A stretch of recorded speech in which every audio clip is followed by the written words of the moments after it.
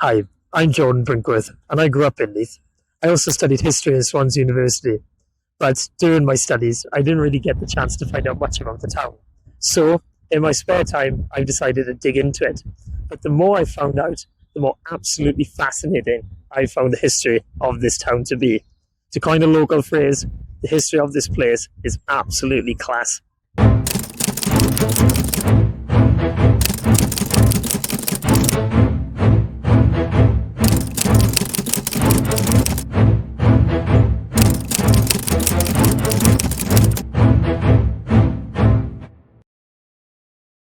Unlike the animals, humans aren't shaped by the landscape, but instead shape the landscape. And in this short feature film, we'll be looking at how the place we call Neath today was shaped by us humans. When exploring the history, however, of a town with such a rich history, where does one begin?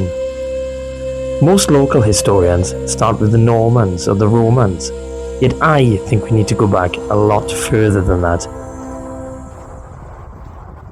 This is the River Neath, but for tens of thousands of years, it's like all the other waterways here during the Ice Age.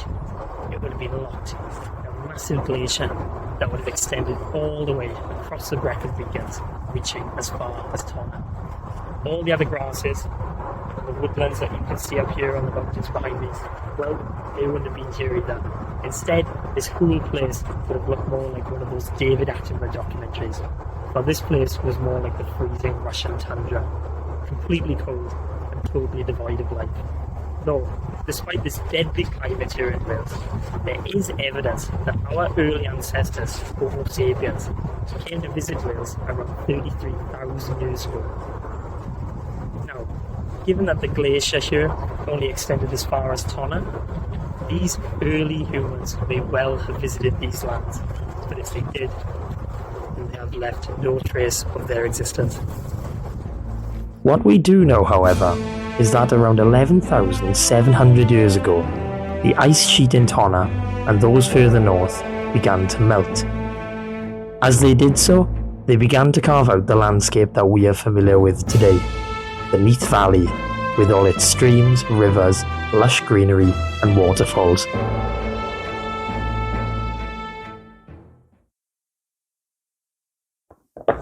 This new climate would have created the ideal environment for human life to begin to take shape, and flint tools found in the area suggest that humans began to first settle in Neath around 10,000 years ago. These would have been the first people to call Neath as we know it today their home, though it wouldn't have been a home like the cosy one I'm sitting in now. Instead, Neath was a wild landscape, full of bears and wolves and dense forests, and each day for these people living here would have been a struggle to survive, whether that was hunting, foraging for berries, or constantly rebuilding their homes. Then, sometime between 4,000 and 6,000 years ago, in a period known as the Late Stone Age or Neolithic period, the people in the Neath Valley began to farm, trade, and create more solid monuments. Incredibly, a Neolithic axe that was discovered in Aberdillice had been constructed in Clogherclyde in North Wales, showing just how well connected our Neolithic ancestors were. Interestingly, Giant's Grave in Britain Ferry also likely got its name from a Neolithic cromlech, which are sets of large stones used for burial purposes during this period. This was said to have existed there until it was dismantled during the 1800s.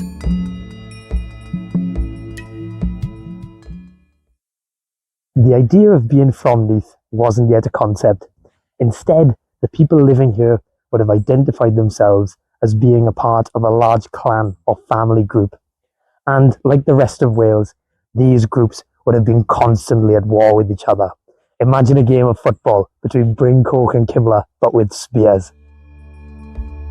We can also assume that between 3,500 and 4,000 years ago, the Beaker people arrived in Neath, bringing with them a host of new utensils with which to cook, store food, and decorate their homes.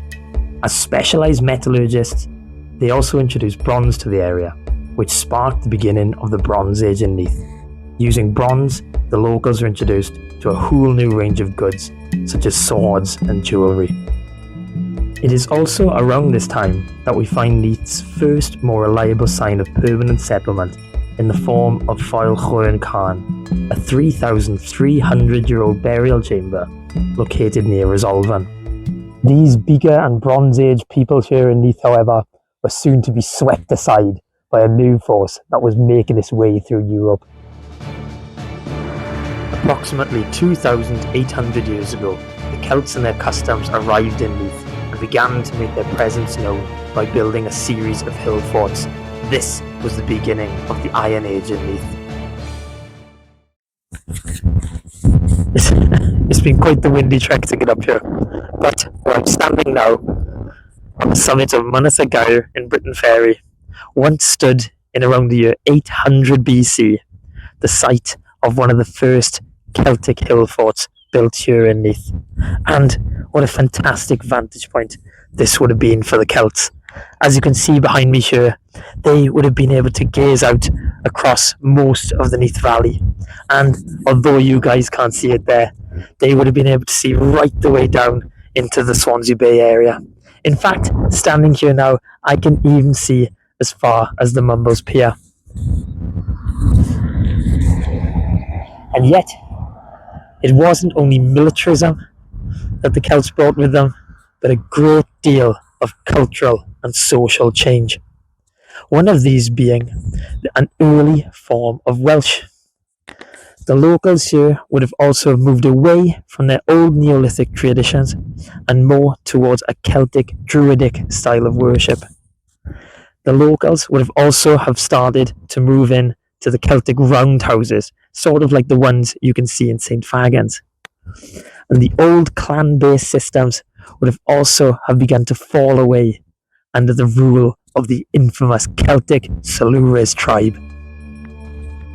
The Silures were one of the most aggressive and powerful Celtic tribes. Being a great warrior was something most Silures men would have aspired to be. Yet, in 52 AD, an even greater force arrived in Neath.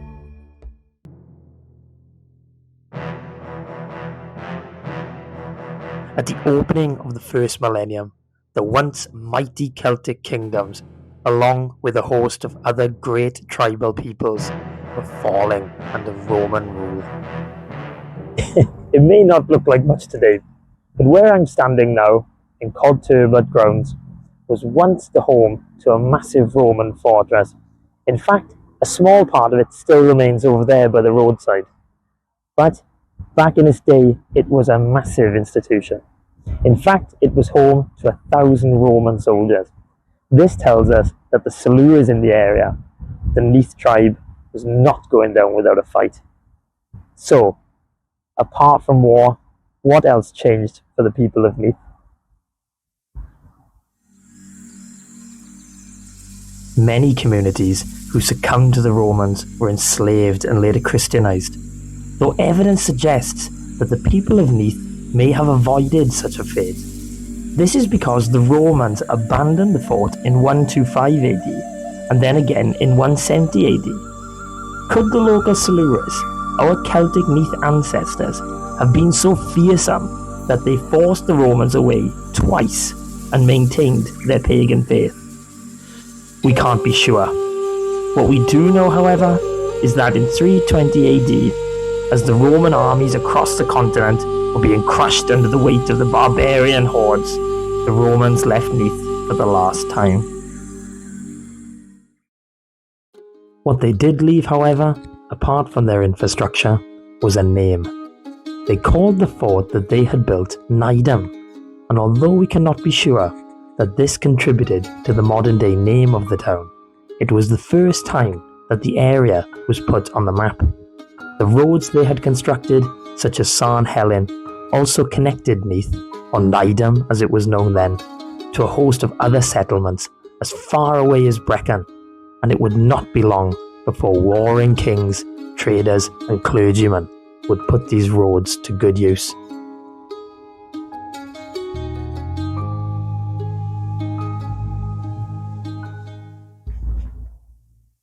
When the Romans finally left Neath, they didn't just leave behind a number of roads and ruins, they also left with them a power vacuum.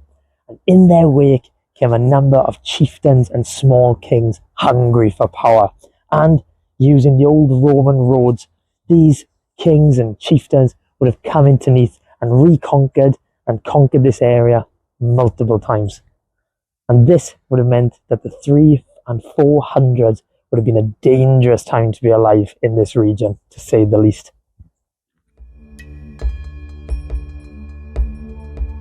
As we have already mentioned, given the resistance to Roman rule, the people of Neath may have continued to worship their pagan gods and live in the hills well into the 400s, long after the Romans had left the area. If this was the case, then it is possible that roaming saints and conquering kings may have brought Christianity to Neath. Though, as with most things during the Dark Ages, much is shrouded in mystery. What we do know, however, is that Christianity had arrived in Neath by the 6th century, after St. Etcetera arrived and built a church on the site of what is now St. Etcetera's Church on Llanwit Road.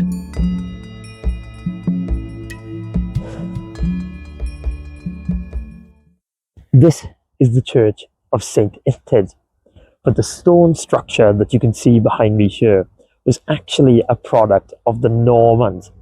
In the 500s, these grounds would have instead been full of small wooden huts.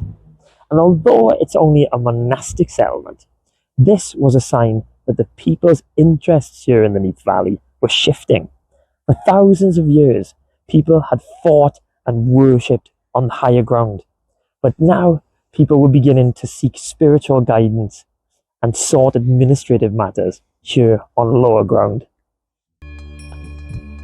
Over time, other settlements began to spring up in the Neath Valley, such as Llangatug, Llansorrel, and by the 800s, St. Etcetera had become a royal village.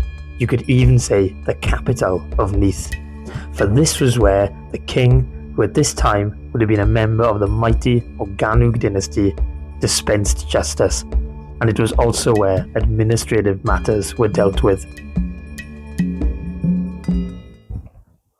The royal judges and the clergy, however, were not likely to have been from Neath.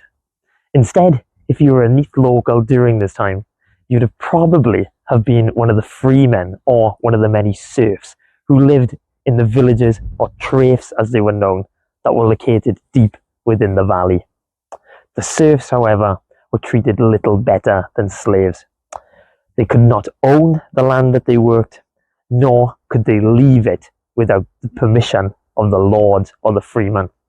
But sometimes it was a life on the move. Take me, for instance. If I was a serf now during the Dark Ages, then this, of course, wouldn't be my garden, but I would still have to toil this land. And this would carry on for me for most of the year, until the summer came, when I would take my sheep up to the mountain there behind me and build a temporary home from wattle or small twigs. And then, as autumn approached, I would dismantle my temporary home and come back down to my traith with my sheep. But there wasn't always, as we'll find out, such harmony.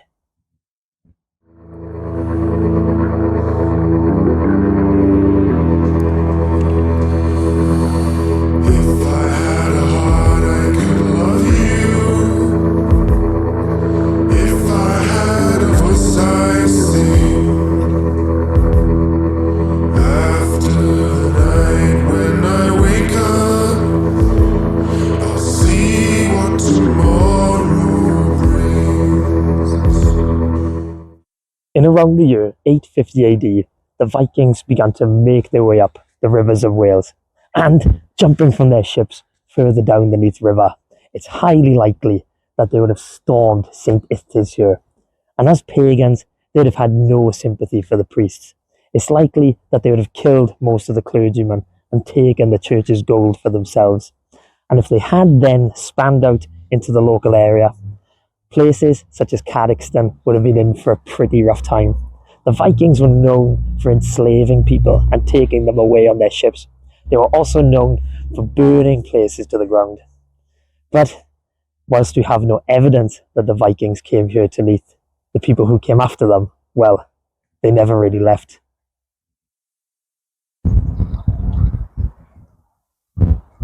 We often like to think of the Dark Ages in Wales as a time of English or Anglo-Saxon, as they were known then, invasions. Yet there's scant evidence that the English actually made it this far west to Neath. In a weird twist of fate, it's more likely that some of the people here in Neath fought under the Morgannwg dynasty with the English against the Vikings, such as at the Battle of Buttington in 895. In fact, apart from Viking invasions, the 9th century here in Neath was actually quite a peaceful time under the Morgannwg dynasty. Yet, in the 10th century, the threat didn't come from England at all, but from the Welsh themselves. And the whole of Wales was ravaged by a civil war, and Neath was swept up in it. And during the 10th century alone, we know that 35 kings were killed.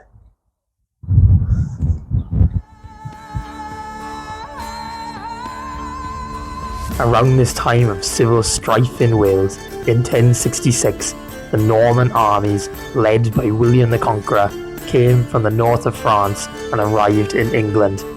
They quickly defeated the Anglo-Saxon armies at the Battle of Hastings and slayed the English King Harold, and then quickly conquered England, replacing the nobles and the earls with that of their own. By 1067, just a year later, Wales was in their sights.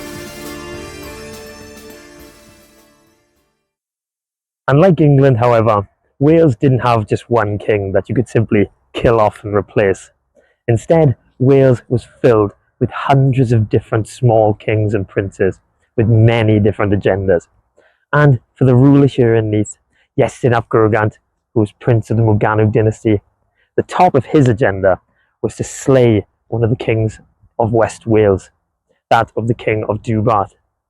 And cunningly, in 1093, the Normans helped him do this.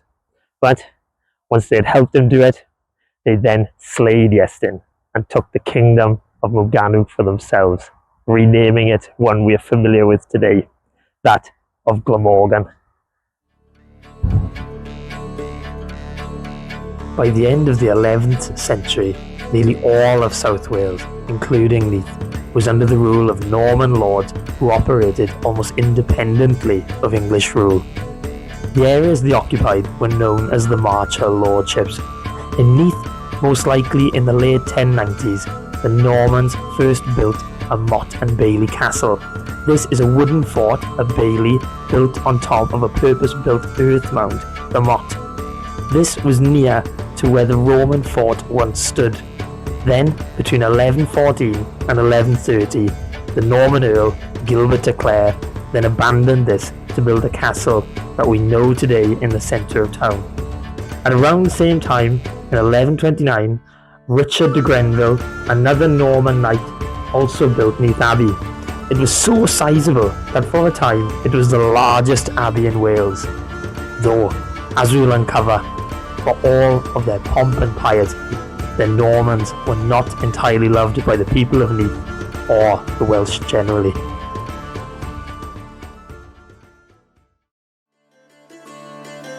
By the late 1100s, Neath as we know it today began to take shape. Around the castle, the Normans constructed administrative buildings, a prison and a court. They effectively turned it into a garrison town, a place to keep records and control over the population, who largely still lived in the surrounding villages, the Traifs. Around this time, the locals began to call this growing settlement around the castle Neath, Welsh for nest, which later became Neath in English and Neath or Castle Neath in Welsh. The area was first recognised as a borough in 1150 by a charter, and as it became more urbanised, so too did it become a trading hub. Travelling down Neath River and across the region's old Roman roads, merchants, craftsmen and farmers came from far and wide to buy and sell goods in the town centre, transforming it into the market town that we know today. Not all was peaceful during this time, however. The Norman occupiers later adopted the English language and customs to the point that they became English themselves, likely mistreated the locals. The bulk of the people living in Neath would have only spoken Welsh, and if they had been beaten up or worse by the English soldiers or lords, then they would have had no one to turn to. The locals also lost all their rights to hunt or collect wood in much of the woodlands now owned by the Anglo-Norman aristocracy.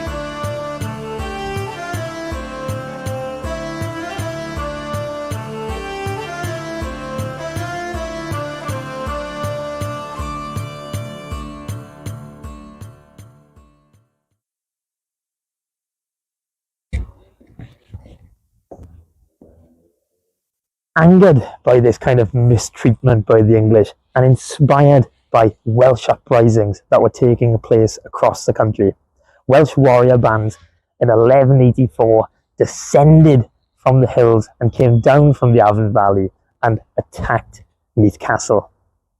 But this was just a sign of things to come.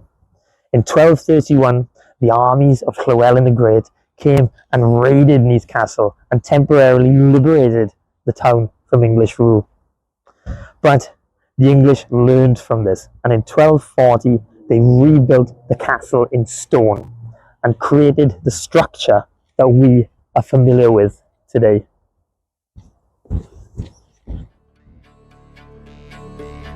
Welsh warriors would again attack from the hills in 1259, burning down around 150 homes in Neath. Yet this time things were different.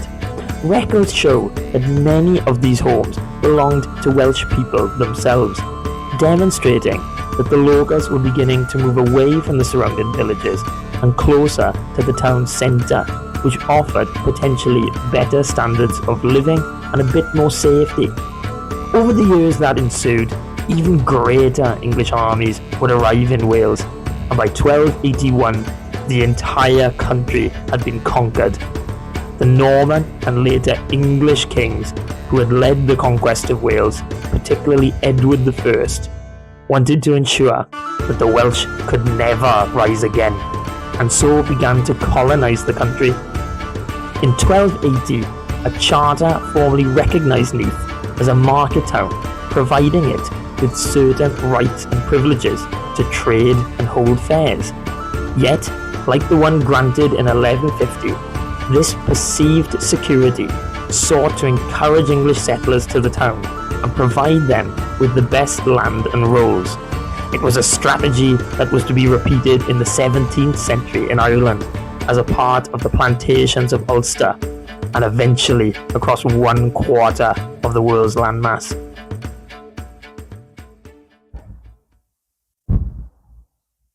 In 1317, the powerful noble Despencer family, who were also great friends of the king, would come to rule over Neath. But then in 1322, the Earls of Hereford, who were arch enemies of both the Despensers and the king, came and raided Neath town.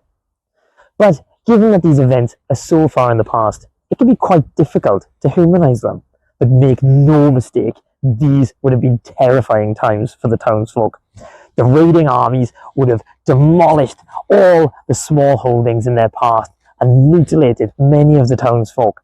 And as they attacked this castle, they would have desperately clambered the walls. The defending soldiers would have been firing their arrows as the marauding soldiers came. And as the soldiers made their way inside, they would have burnt the castle and thrown many of the soldiers from these rooftops.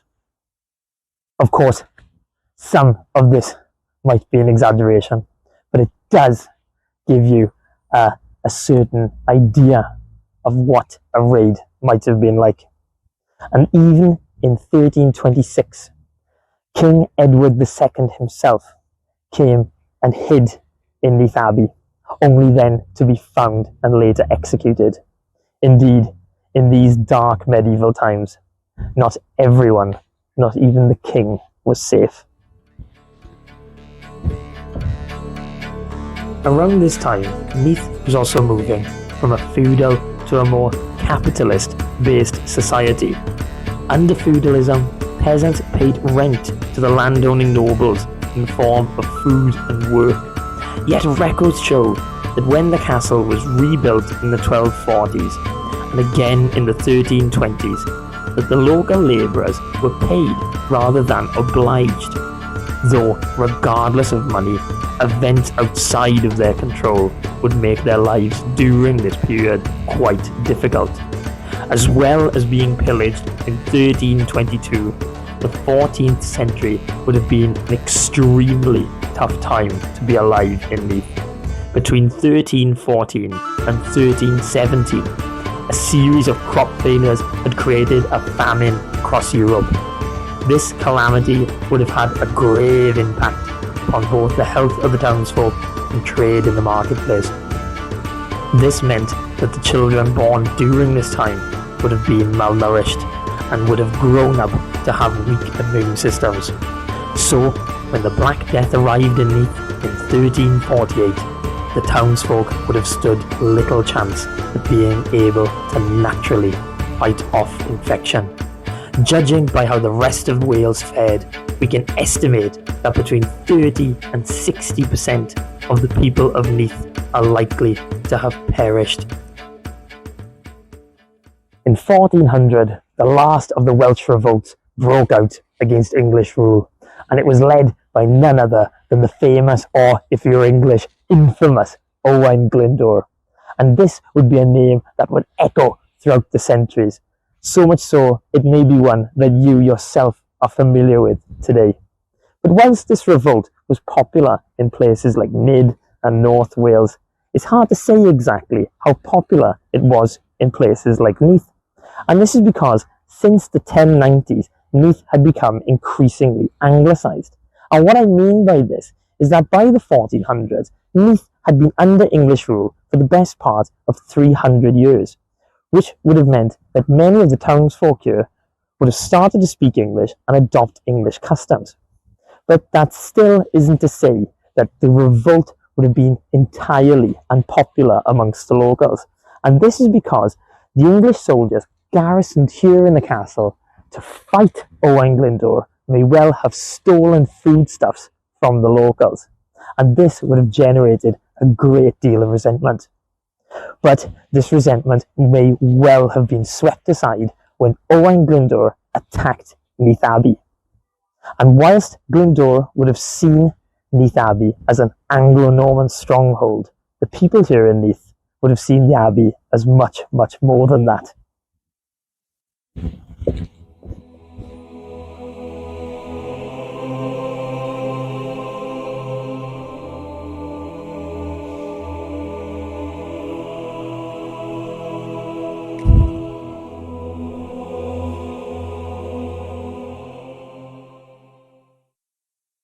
This is Neath Abbey, and although it only stands as a bunch of ruins today, back during the medieval period, this would have been a place of true splendour. It would have been full of stained glass windows, high ceilings, and beautiful ornaments. Though, as well as being a religious centre, this was also a place of refuge for the locals. So, this meant when Owain Glyndwr came and sacked the monastery, it's likely that it wouldn't have been too popular amongst the locals. But in the 1400s, Neath was already in a state of severe economic decline. 400 years of English rule had left this place rather dilapidated. As the historian George Eaton mentions, by the 1500s, Neath was just barely a few streets. But then, in 1539, the people of Neath would even lose this very place of refuge.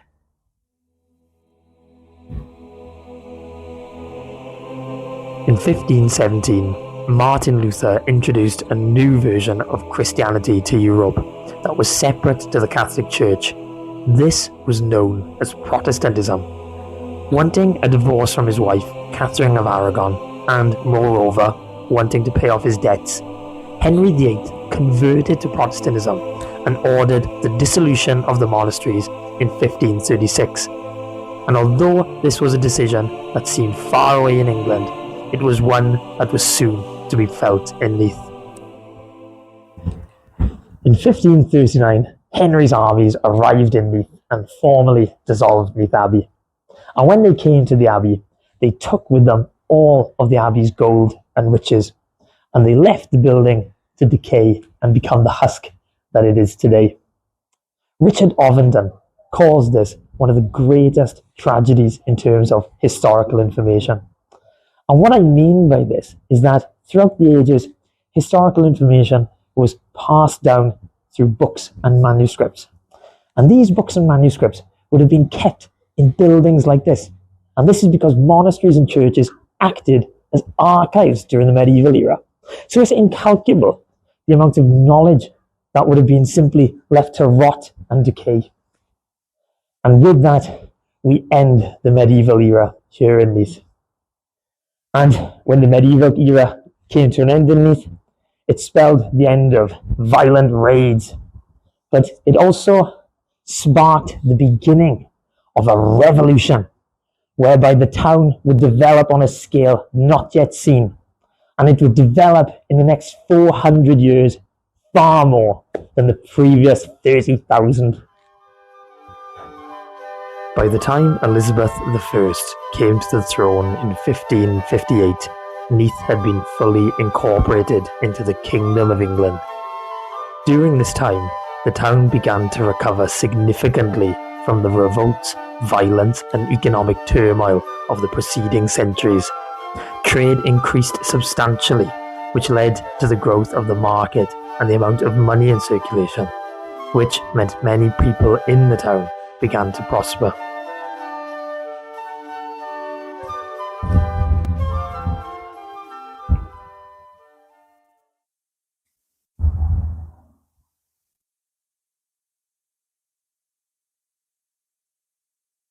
Behind me here, we have the contradiction that was 16th century Neath.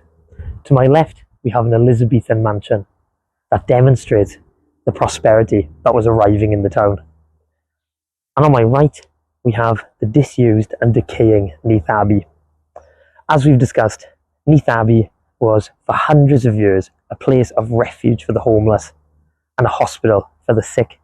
But now, with this gone, there would be nowhere for a lot of these people to go. They became vagrants, as they were known, and they were forced to beg on Neath streets. And in 1601, to deal with this, the Poor Law was introduced.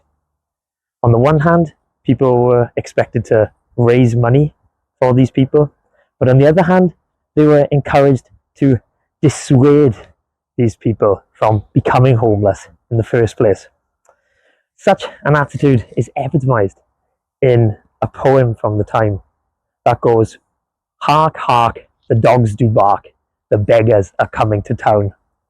Some give them white bread, others give them brown, and some give them a horsewhip and sent them out of town." In 1642, the English Civil War broke out between the forces of King Charles I and the parliamentarians led by Oliver Cromwell. There's one story that Cromwell and 8,000 of his men marched down Old Market Street in 1647. As a town that would have supported Charles, the locals may not have been too happy to have seen them. Yet the greatest change in Neath during this time would not come from Cromwell, but when, in 1686, Sir Humphrey Mackworth married Mary Evans, heiress to the Knoll estate.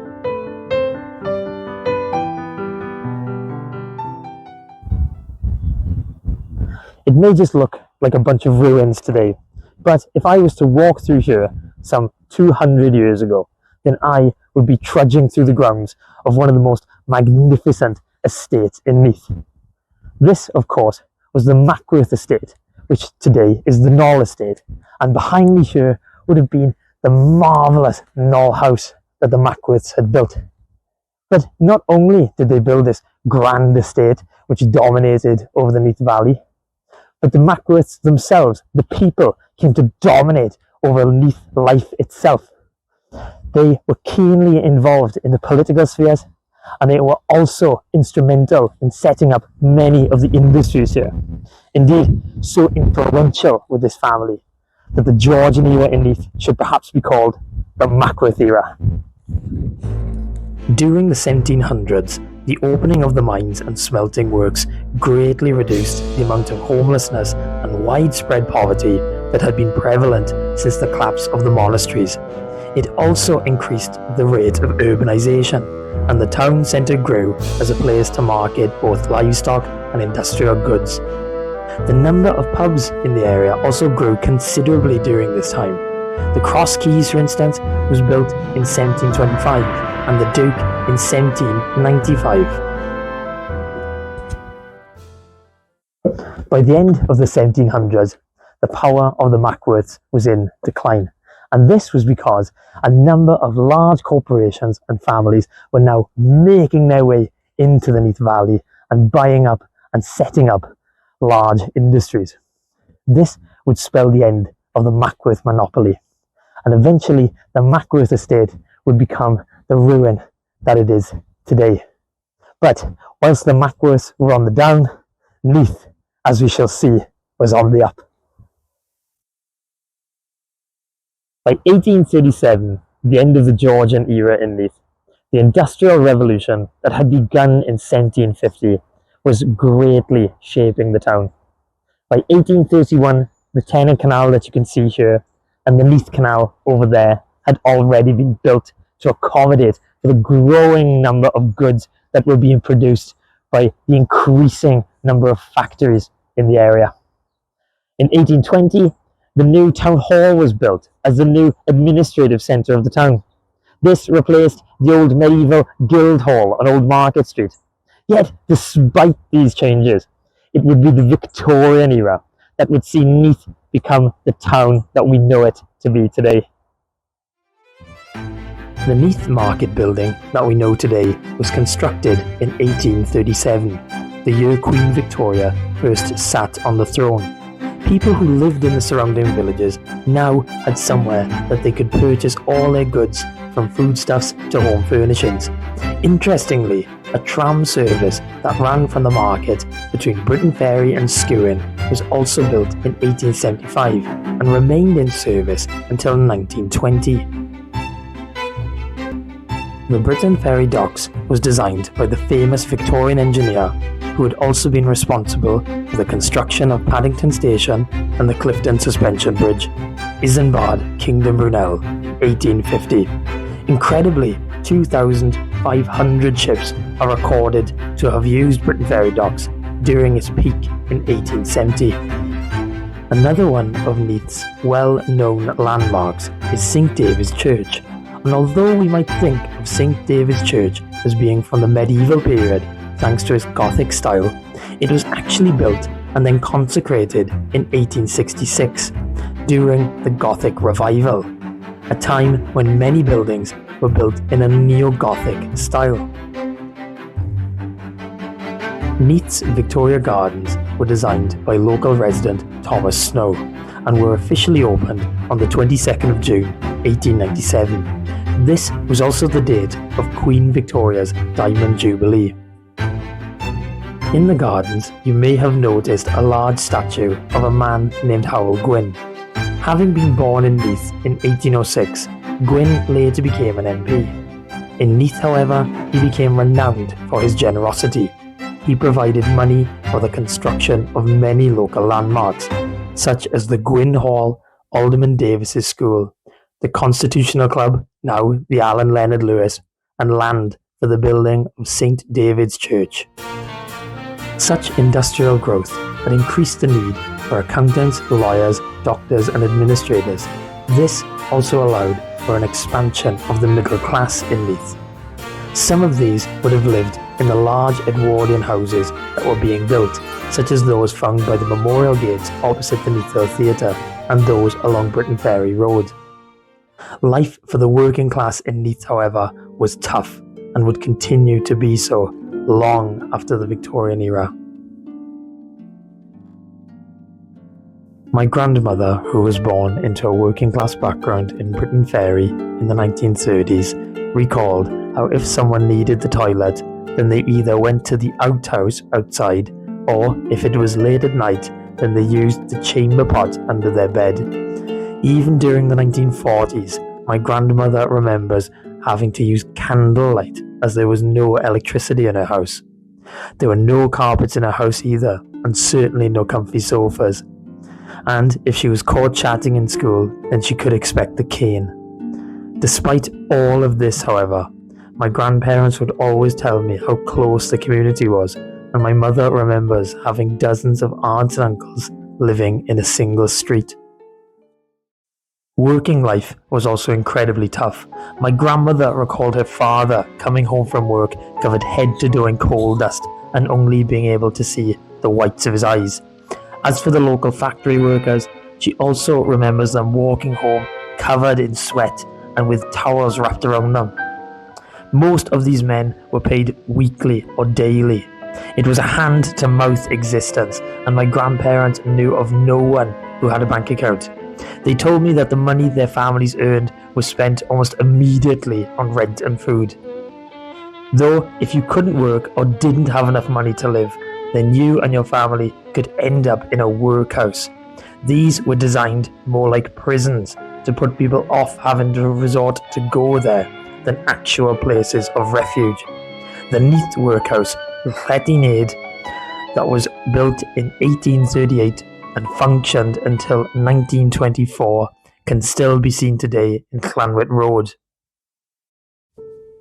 At this time, the family structure was also incredibly rigid, and although they did not go out to work for a wage, life for women during this time was exceptionally hard. In a time before washing machines, dishwashers, hot water and refrigerators, everything had to be done by hand. Kettles had to be boiled over the stove, clothes had to be washed in buckets and dried using drying stones, and all the food had to be prepared to provide for families of often 10 or more. Indeed, the women of this period, be it the mother or older daughters, were often the real backbone of the family, and sometimes to their detriment. One of my great-great-grandmothers, in fact, died of exhaustion in the 1920s at the age of 38, when she was already a mother of 9. During this time, people with mental health issues such as anxiety, depression, bipolar disorder, or those with autism were not treated particularly well and could end up in an asylum. These were designed, much like the poorhouses, to look more like prisons. They worked not so much to treat people with disorders, but separate them from the local population. The asylum in Neath was located in Tonner and demolished in 1939. Like many of the others, it was likely to have been overcrowded and in poor condition. During the Second World War, my great-great-uncle, my grandmother's uncle, was fighting against the Japanese Imperial Army in the Far East. And unfortunately for him, he was captured and was then forced to work on the infamous Burma railway line. This would have been a harrowing experience for him. In case you don't know, the Burma railway line was built by these prisoners like my great-great-uncle, and many of them were worked like slaves. With little food or water, many of his comrades would have actually died during this. Fortunately for him, however, he survived. But when he came home, the reception was perhaps not quite as accommodating as he was expecting. My grandmother later on recounted tales of how he was quite a happy-go-lucky fella before the war, but afterwards he was just kind of strange. And when in the 1950s my grandmother and her family would be sitting comfortably in their home, they would see the uncle sometimes walking down the street about to pop into the house, and they would look outside and they'd say, "Oh no, the uncle's coming. They'd look through the blinds and, and they'd say, quickly, shut them. And they would come back to their seats and wait for him to pass. And obviously, thinking that they weren't in, he'd carry on. My grandmother would find this story genuinely hilarious. But I just can't help but think, as the years go by, that this was actually a man in desperate need of family support. And it also makes me think of how little mental health during this time was understood. There's no denying, however, that with the arrival of the First and Second World Wars, mental health began to become a serious question, as well as many other things that were brought to light during these times. In August 1914, when the First World War broke out, communities across the UK would have been ecstatic, and we can assume that Neath would have been the same. Young men would have grown up on heroic war comics and would have been keen to get out there and gain a sense of adventure. But of course, the war would not be anything like they were expecting. My great-great-grandpa Dick, who was from Neath, in fact fought in the trenches, and he remembers being in there, tucked away in the trench, when a grenade suddenly fell next to him, and luckily, he said, he was able to pick up the grenade and throw it back before it then exploded. But of course, not everyone in the war was as fortunate as my grandpa Dick. 459 men accounted as to have been killed from Neath, and these names are inscribed in the war memorial here behind me.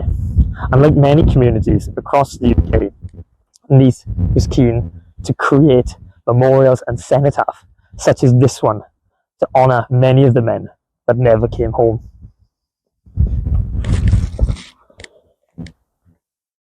During the interwar years, the culture of South Wales was changing thanks to an influx of people from Italy.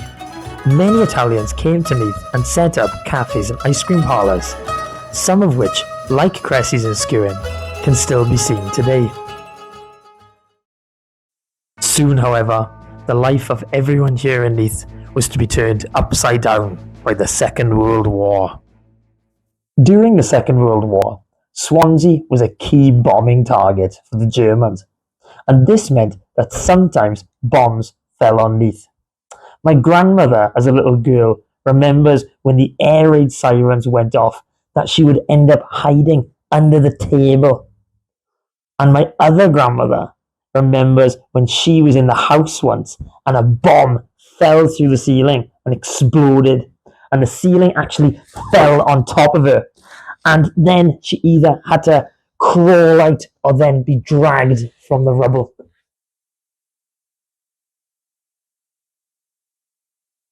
During the Second World War, many men from Neath didn't actually have to go out and fight, and this was because of the high number of coal miners in the valley. And Ernest Bevin had actually made coal miners exempt from service, and these men were known as the Bevin Boys, and in fact, my great-grandfather was one of them. But of course, there were many men who went to fight from Neath during the Second World War. My great-uncle Bill Brinkworth, in fact, fought on the HMS Gloucester in the Mediterranean. Unfortunately, the ship sank, and now his name, among many others, can be found to be inscribed on the memorial gates behind me here. And it goes to show, whilst these events may seem far away, well, they're quite close to home. The Second World War created a desire for social change. My grandmother recalls that before the war, a man used to come around and collect money as a kind of medical insurance in case anyone in the community needed to see a doctor. It was this kind of communal system that existed in valley towns such as Neath that inspired Aneurin Bevan, who was from Tredegar, to introduce the NHS in 1946. The Neath Hospital, that had been built in 1916 and then demolished in 2002, could now be freely accessed by the whole community. Until the late 1970s, Neath remained a powerhouse of industry. There was plenty of work, wages were increasing, the cost of living was decreasing, and so people began to have a greater deal of excess expenditure. Many people, such as my grandparents, began to lift themselves out of poverty and buy homes in the growing private housing estates, such as Kimla and Brinkworth. In this pre-supermarket era, people also continued to shop local, so independent businesses thrived. The extra money people earned also allowed them to purchase new goods, such as washing machines, vacuum cleaners, and refrigerators, all of which made housework easier. as well as excess expenditure to spend on housing and goods. Changing social attitudes from the 1970s onwards also allowed people to enjoy themselves more. Women and young people were becoming more widely accepted in pubs and in the workforce. Asylums and workhouses were a thing of the past, and divorce, living together without being married, and casual styles of dress were becoming more widely accepted. By the 1970s, nightclubs had also replaced the more traditional dance halls, and they began to spring up all over Neath. One in particular was Talk at the Abbey, where my parents happened to meet. Around the same time, however, in the 1960s and 70s, thanks to the increasing power of the trade unions and competition from abroad, the manufacturing industry in Neath began to suffer. This rate of deindustrialisation began to accelerate in the 1980s, particularly after the 1984-85 miners' strike, and during the ensuing decades, the majority of Neath's significant factories closed down.